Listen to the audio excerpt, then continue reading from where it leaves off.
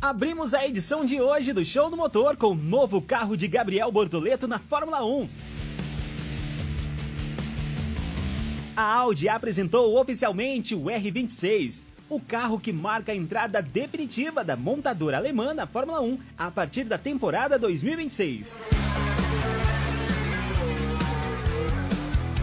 É o início de um novo capítulo para a marca e também para o piloto brasileiro, que passa a defender um dos projetos mais aguardados dos últimos anos na categoria. O R26 foi revelado em um grande evento na Alemanha e já chama atenção logo de cara pelo visual.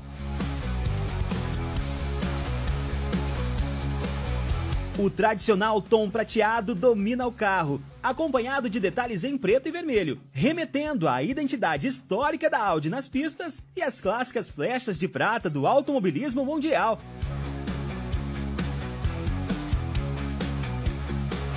Mais do que o design, o carro simboliza um projeto construído do zero para a nova era da Fórmula 1. A Audi chega como equipe de fábrica com estrutura própria, motor próprio e a missão clara de se tornar competitiva no médio prazo.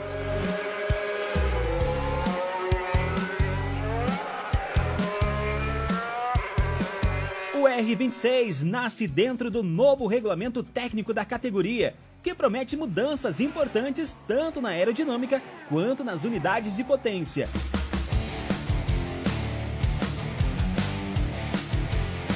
Após a apresentação, o R26 já começou a rodar em testes iniciais, dando os primeiros passos fora dos holofotes. Agora, o foco da equipe é ganhar quilometragem, entender o comportamento do carro e se preparar para a estreia oficial da temporada, que acontece em março na Austrália.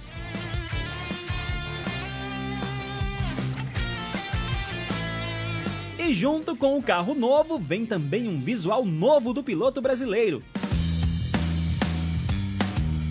Gabriel Bortoleto apresentou o capacete que vai usar ao longo da temporada 2026, mantendo uma identidade que já se tornou sua marca registrada. As cores verde, amarelo e azul seguem em destaque, reforçando a ligação com o Brasil e garantindo presença forte no grid.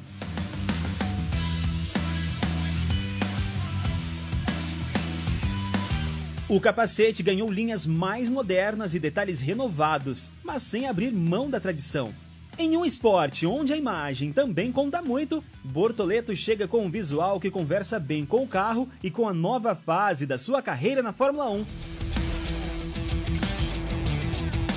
Depois de uma temporada de estreia consistente, com bons resultados e pontos importantes, o brasileiro agora encara um desafio diferente: ajudar a construir uma equipe desde o início, participar do crescimento do projeto e evoluir junto com o carro ao longo do campeonato.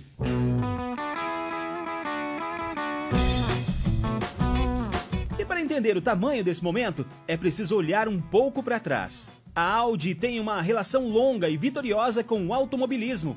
Fundada em 1909, a marca construiu uma história marcada por inovação, desempenho e títulos em diversas categorias ao redor do mundo.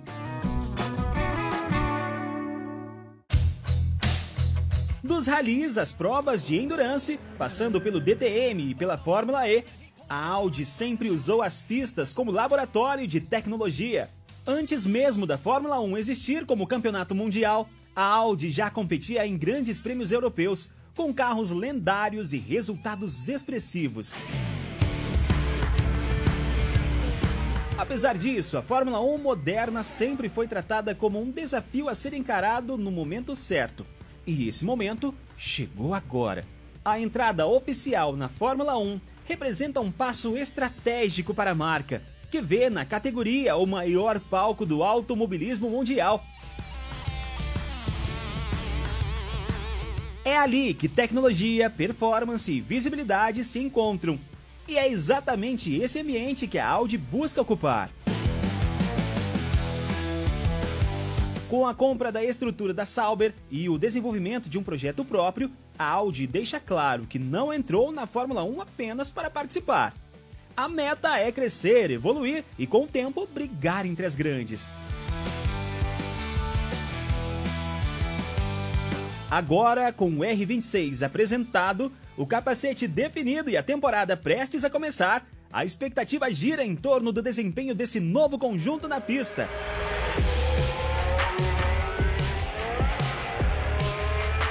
A Fórmula 1 muda, a Audi estreia e Gabriel Bortoleto carrega consigo a missão de representar o Brasil em um dos projetos mais ambiciosos dos últimos anos.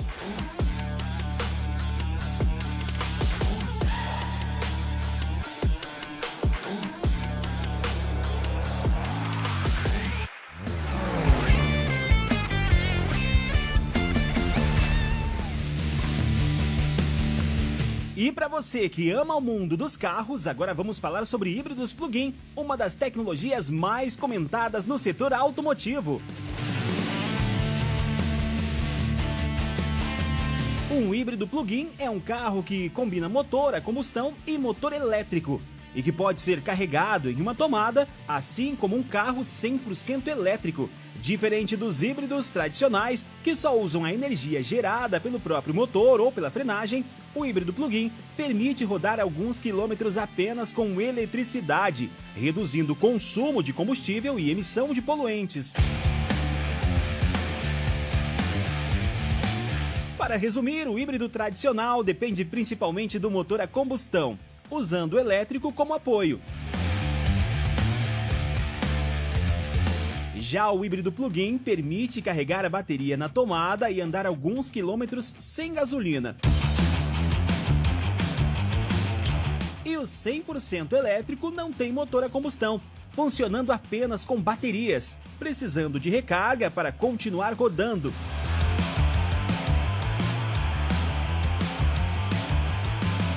E é justamente nesse cenário que a Stellantis tomou uma decisão importante. A montadora anunciou que vai cancelar as vendas de híbridos plug-in nos Estados Unidos. A decisão vem após a demanda fraca por esses modelos no mercado norte-americano. A Stellantis explicou que vai focar em soluções eletrificadas mais competitivas, como híbridos tradicionais e carros com alcance elétrico estendido, que não exigem recarga constante na tomada. Anteriormente, a empresa utilizava os híbridos plug-in para atender a exigências da economia de combustível, já que muitos modelos ainda tinham motores grandes, como os V8.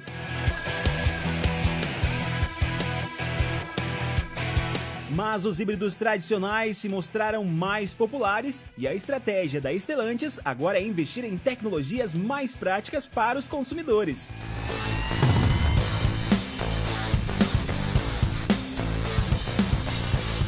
Essa mudança mostra como o mercado automotivo está se adaptando. A eletrificação cresce, mas nem toda a tecnologia conquista o consumidor da mesma forma.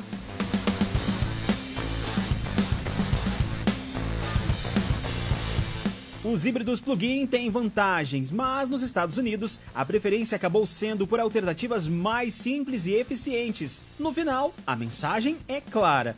Entender as diferenças entre híbridos plug-in e elétricos ajuda o motorista a escolher o carro certo para cada necessidade. E no caso da Stellantis, a aposta agora é em soluções que façam sentido para o dia a dia do consumidor americano.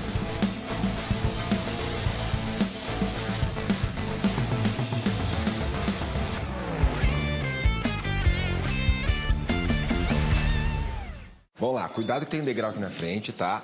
Pode tirar a venda. Não acredito. O Geely X2, 100% elétrico. Nível subiu, hein? Quanto espaço. Uau. Filho, agora olha esse fronta-malas.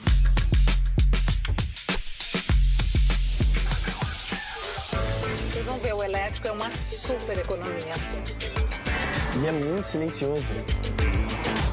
Viram como anda? Obrigadão, gente. Mas peraí, a gente ainda não fez 18 anos. Pode ficar tranquilo que até lá a gente cuida pra vocês. Chegou o Geely X2. Mude para o futuro agora. Agora, 3 dicas de cuidado para a pele. Para 6 horas de proteção contra mosquitos, use o novo Caladril Repel. Mas se for proteção para toda a família, é só usar o novo Caladril Repel. Agora, já para uma pele protegida, macia e hidratada, não tem jeito. Caladril Repel. O repelente que protege e hidrata toda a família com a exclusiva tecnologia Hydra 3D de Caladril. Caladril Repel. Proteja quem te protege todos os dias.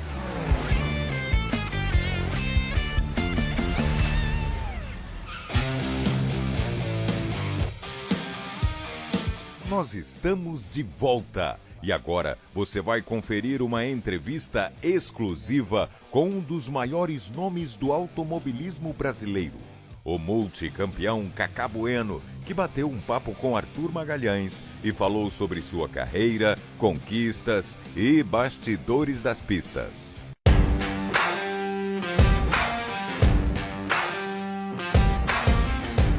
O que é o automobilismo para você?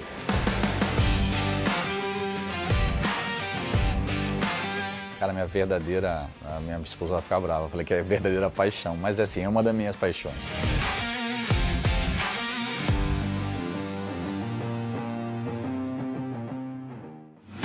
Quando você despertou e falou, cara, eu quero isso pra minha vida? Eu me apaixonei primeiro por esporte, eu sou um apaixonado por esporte no geral. Acho que isso é um pouco do DNA, vem da família. E por acompanhar todos os esportes, amo futebol, por exemplo, mas sou um péssimo lateral direito. E pratiquei todos os esportes, mas quando eu pratiquei o kart pela primeira vez, eu falei, cara, a velocidade, controlar uma máquina mais rápido e melhor do que os outros é uma coisa que me motiva. E então entrou pela paixão, deixou de ser brincadeira ali ao redor dos 14, 15 anos de idade, deixou de ser uma brincadeira como eram todos os outros esportes para virar uma profissão. E ali você teve uma decisão ou uma influência do teu pai na hora de escolher o automobilismo ou ele te deixou livre? Não teve. A gente teve uma vivência muito forte de esporte dentro de casa e o meu pai teve a participação óbvia nisso de levar o esporte para dentro da casa. Então, todo mundo quer saber o que o pai faz, quer acompanhar o pai no trabalho. Então eu ia a estádios para ver vôlei, para ver basquete, eu ia futebol, a ginásios para ver vôlei e basquete, a estádios para ver futebol, e eu ia a autódromos para ver automobilismo. Então eu me apaixonei primeiro por todos os esportes, eu acho que essa foi a grande influência dele. E a minha mãe, que teve uma participação muito grande nisso tudo e pouca gente acaba entendendo e jogando sempre para o lado do meu pai, onde ela entendia que o esporte fazia parte da nossa educação. Então teve até um período aí da nossa vida que a gente estudava à tarde, porque a parte da manhã era obrigatória a prática esportiva. Então ela entendia que o esporte fazia parte da nossa educação e eu trouxe isso para mim. Então o automobilismo ele vem como consequência de eu estar apaixonado pelo esporte, e a influência do meu pai é mais de um apaixonar no esporte no total. E aí a escolha do automobilismo é um pouco mais particular minha. Poderíamos ter o Cacá lateral direito? Um armador no basquete, um lateral direito no futebol, um ponta no vôlei, mas seriam todos um Cacá péssimo no que fazia, com certeza não teria tido o nível de sucesso que teve no automobilismo. Lá eu me encontrei, lá eu aprendi. No começo foi até uma coisa mais egoísta, de achar que ali, cara, não é um esporte coletivo, vai depender só de mim. Longe disso. Talvez seja o esporte individual mais coletivo que existe, porque muita gente me pergunta, uma pergunta clássica, qual é o percentual da importância ali do carro? E é grande, realmente é grande, mas esses carros são produzidos por pessoas também. Então se você não tem uma equipe técnica competente para produzir aquele carro, que seja 50% do resultado final, eu acho até que é um pouco mais, você não ganha. Então formar uma equipe competente, e você faz parte dessa equipe e simplesmente você é o cara que leva esse trabalho para a linha de chegada. O que dá a entrevista, o que sai na foto, mas é um trabalho de todos. Então é um trabalho muito coletivo e isso eu fui aprendendo ao longo da minha jornada. Quando você sai do kart, começa a ter outras experiências, você imaginava o que via pela frente? Eu sonhava com o que vinha pela frente quando eu saio do kart. Já no final da minha carreira do kart, eu já ficava ali na grade do kartódromo, geralmente são anexos a autódromos, olhando os carros de corrida passar e sabia exatamente quem era cada piloto. Mas um pouco diferente da minha geração, que conhecia os pilotos da Fórmula 3 e tudo mais, eu via os Opalão passando. Eu sabia exatamente qual era o carro do Ingo Hoffmann, do Paulo Gomes, do Chico Serra, do Adalberto Jardim, do Xande Negrão, do Carlos Alves. Eu ficava olhando aqueles caras passando e eu falava, um dia eu vou estar lá. Meu sonho, na verdade, era um dia estar lá. Quando você chega lá, você fala assim, agora eu quero ganhar uma corrida. Quando você ganha uma corrida, você fala, agora eu quero ganhar um campeonato. Os teus sonhos, você vai renovando os sonhos. Eu acho importante renovar os sonhos. Eu nunca sonhei muito com Fórmula 1. E era mais sonho de viver do automobilismo, de fazer a maior quantidade de categorias possíveis. Eu acho que eu realizei meu sonho. Ainda tenho mais sonhos, mas eu acho que eu realizei meus sonhos de poder viver do automobilismo e andar na maior quantidade de categorias possíveis. No começo, na Stock Car, relembrando ali o início da trajetória, quais os desafios que estavam pela frente? Faz tempo que eu comecei, hein? 1996 em Tarumã. Foi a minha primeira corrida. Os desejos ali, cara, era de conseguir fazer aquilo bem. Eu que já era apaixonado, era meu sonho, era o que eu queria fazer. E de que isso desse sequência, de que isso pudesse durar 10 anos, quem sabe? Já tem quase 30, né? Que durasse 10 anos, que eu pudesse viver daquilo, ganhar dinheiro com aquilo, que eu pudesse pensar e viver aquilo 24 horas por dia. Depois a gente vai arrumando tempo para fazer outras coisas, mas no começo foi isso. Acho que basicamente ali, talvez nos meus 10, 15 primeiros anos, eu era 100% automobilismo, tudo, né? E também eu não era casado, eu não tinha filho, eu não tinha outros negócios. Era uma imersão completa no motorsport e fazer aquilo dar certo. Então, geralmente eu morava perto da oficina da equipe que eu corria. Eu chegava de manhã e ia embora no final do dia junto com os mecânicos. Aprendi demais como faz aquilo tudo funcionar. Hoje não há mais a necessidade de se fazer isso, mas era um sonho que aquilo desse certo e graças a Deus deu. Quando veio o primeiro título, aí você entendeu o motivo de tudo, né? Demorou o primeiro título, hein? Na verdade, o primeiro título de Stock Car veio na Stock Car Light 97, já no ano seguinte, mas eu ainda precisava ter o desafio ali de caminhar um pouco com as pernas próprias também, porque como era uma novidade, muita gente fazia uma identificação direta, que faz até hoje, mas hoje a gente leva numa boa, que era a identificação do filho do Galvão. Então parecia, naquele grande momento, que só tá ganhando porque é filho do Galvão. E quando eu perdia, tinha uma crítica indevida também, tá vendo? Olha, o moleque, tá vendo? Não é nada demais, ele só é o filho do Galvão. Eu acho que os outros jovens tinham mais liberdade de acertar e errar. Eu não tinha tanta essa liberdade de acertar e errar. Mas, ao mesmo tempo, me proporcionou a aprender a me comunicar, me proporcionou a conseguir vender patrocínios, a ter uma divulgação maior. Então, tive também vários benefícios de ser filho do Galvão, isso é óbvio. Mas eu tinha que mostrar ali na pista que eu era capaz. E aí eu acho que foi você falar de primeiro título, foi para mim fundamental, porque logo depois do primeiro título, para me livrar um pouco dessa história, eu fui embora. Eu fui morar na Argentina há muitos anos, competi só lá.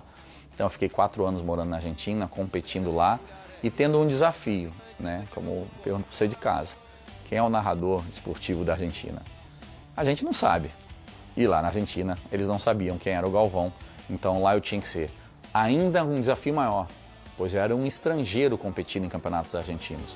Então acabei tendo muito sucesso lá e isso fez um bem para mim espetacular. Quando eu volto ao Brasil, já até mais formado, e eu venho para conquistar o meu título da categoria principal da Stock Car, eu caio até mais de surpresa no povo. Porque, opa, quem é esse cara que já chegou ganhando corrida?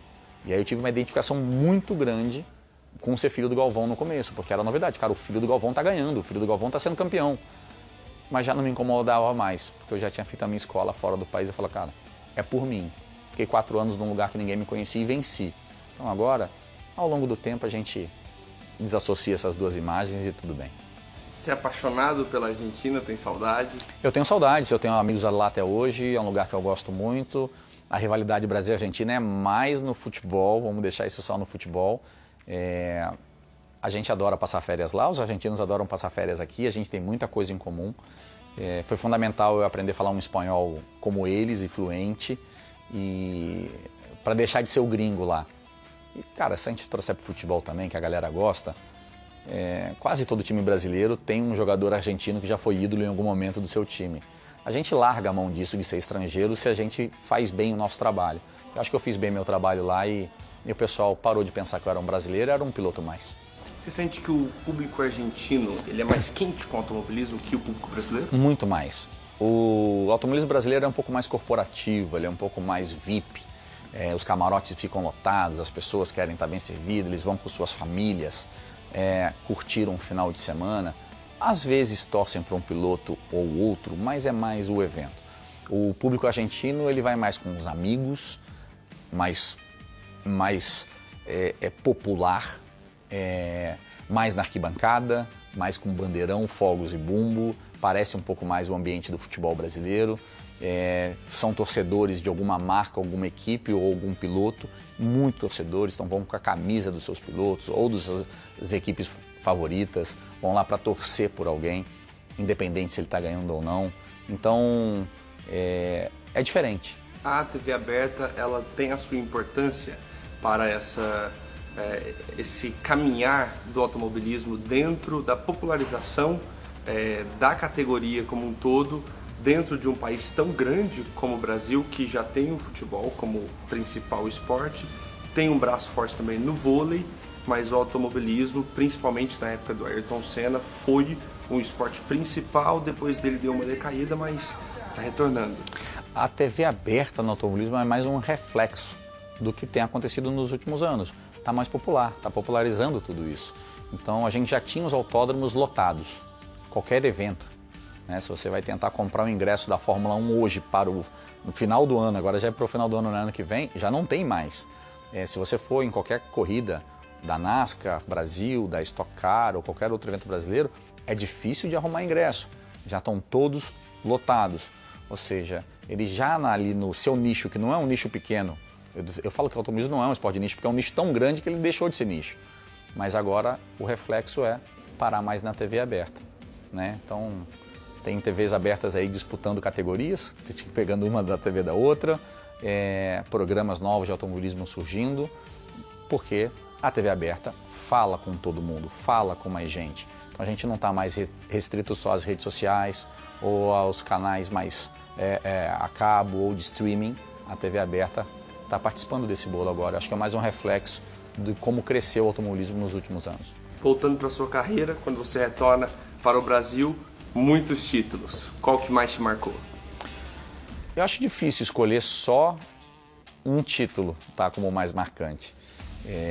Talvez o primeiro da Stock Car, porque é ali mais ou menos quando eu finco a minha bandeira ali e dizer, cara, cheguei, sou um piloto que vim aqui para conquistar campeonatos, corridas e títulos e marcar a minha história no automobilismo. E olhando para trás, eu acho que eu consegui fazer isso. Então, o primeiro eu acho que foi mais marcante para mim, porque dá aquela confiança de que, cara, eu posso fazer isso. E eu vinha de 3 vices seguidos na Stock Car, Então, o primeiro título da Stock Car, que não foi o primeiro título da minha carreira. Eu já tinha conquistado Honda Light, eu já tinha sido campeão sul-americano, mas o que a maioria das pessoas assistiam e assistem ainda é a Stock. Então, aquele primeiro título da Stock Car foi fundamental. E teve corridas isoladas que foram importantes. A minha primeira vitória na Stock Car, no geral da Stock Car, foi ainda correndo na categoria Light, mas andava no mesmo grid, foi no Rio de Janeiro, em 97. Então foi antes do meu primeiro título, foi no Rio de Janeiro, a minha casa, com meus amigos, com a minha família, e essa vitória também foi de comemorar. Acho que o primeiro título da Stock Car foi mais alívio, a primeira vitória foi mais comemoração de que, cara, meu sonho está acontecendo. E uma outra vitória sensacional, que não é um título, é uma vitória em Mônaco, numa categoria que não era tão conhecida, não foi tão divulgada, que acabou cedo, que era o campeonato de carro elétrico, da Jaguar, mas me proporcionou conhecer o mundo inteiro, correr pelo mundo inteiro e vencer em Mônaco. E brasileiro com Mônaco, falando de automobilismo, a gente tem uma conexão especial. Então tá naquele pódio, hino nacional, bandeira do Brasil, foi um momento bem bacana também. Mônaco traz uma magia especial por conta de Ayrton, por conta de Galvão Bueno, então Sim. acho que a energia que você sentiu ali, desde quando você chegou na cidade e tinha imaginado que queria correr, já é uma tensão a mais, Ele tinha uma responsabilidade, o chefe de nós todos era o rei de Mônaco, Então, cara, era um desejo quando eu cheguei lá, falar, tudo bem, foi legal, eu ganhei corridas bacanas naquele ano, eu ganhei em Berlim, eu ganhei na China, mas antes de qualquer outra coisa, ganhar em Mônaco era especial. Eu não fui campeão aquele ano, mas valeu como um título ganhar a corrida em Mônaco.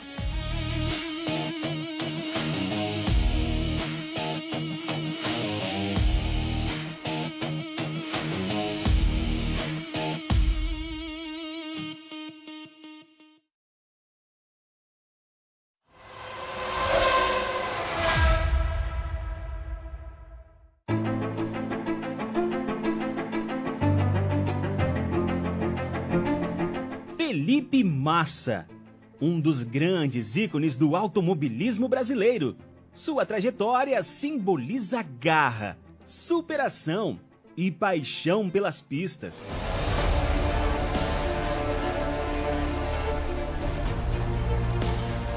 Nascido em São Paulo em 1981, Massa começou cedo. Aos 8 anos, já corria de kart. Desde então, traçou uma carreira marcada pela dedicação. Subiu pelas categorias de base com determinação. Conquistou títulos em fórmulas menores antes de desembarcar na Fórmula 1 em 2002.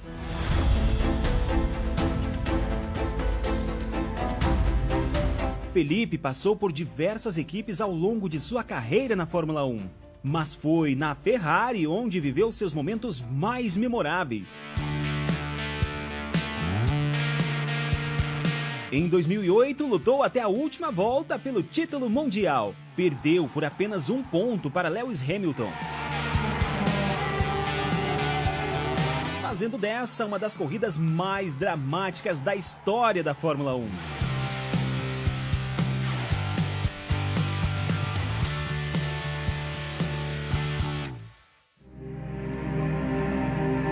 Mas em 2009, Massa sofreu um acidente grave na Hungria, que quase acabou com sua carreira.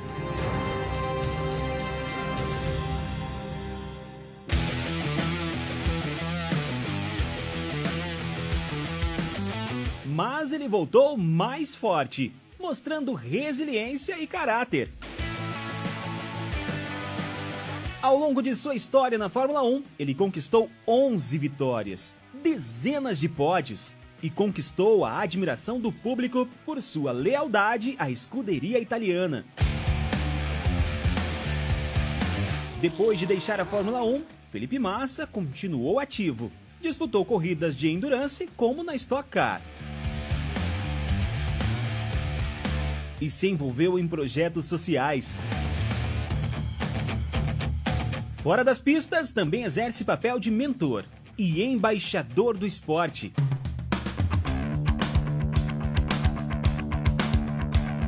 Usando sua experiência para inspirar novos talentos e promover o automobilismo no Brasil.